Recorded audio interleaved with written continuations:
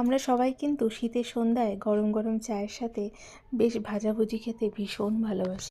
পরিবারের সবাই মিলে একসাথে বসে গল্প করতে করতে এইরকম ভাজাভুজি খাওয়ার কিন্তু মজাই আলাদা। আজকে সন্ধ্যায় তৈরি করলাম মাছের ডিমের বড়া।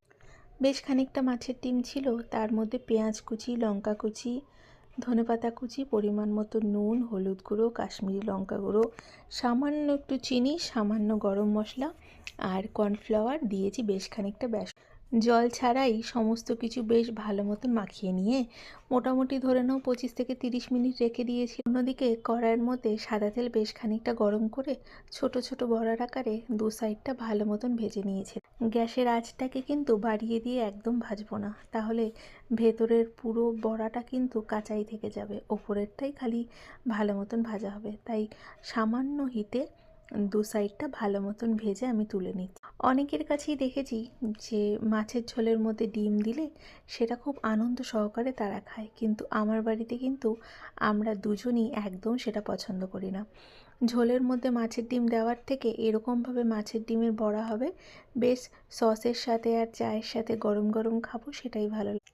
আর তার বাইরে আমার মায়ের বাড়িতে এরকম পকোড়া বানিয়ে বেশ মাখা মাখা করে একটা ঝোল বানানো হয় যেন, সেটা আমার ভীষণ ভালো লাগে খেতে।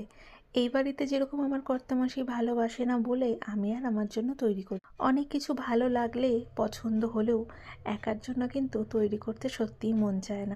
ওই মা যখন বানায় কোনো কোনো সময় আমাকে টিফিন বক্সে করে পাঠিয়ে দেয়, সেটাই খাই আমি। সমস্ত কিছু এক এক করে ভেজে নিচ্ছি। যতই বলো এই শীতকাল আর বর্ষাকাল এই দুটো সময় কিন্তু এইসব ভাজা পোড়া খেতে ভীষণ ভালো লাগে আমাদের সব। আমার ভীষণ ভালো লাগে পরিবারের সবাই একসাথে বসে গল্প করতে করতে চায়ে চুমুক দিয়ে তার সাথে এরকম গরম গরম পকোড়া খেতে।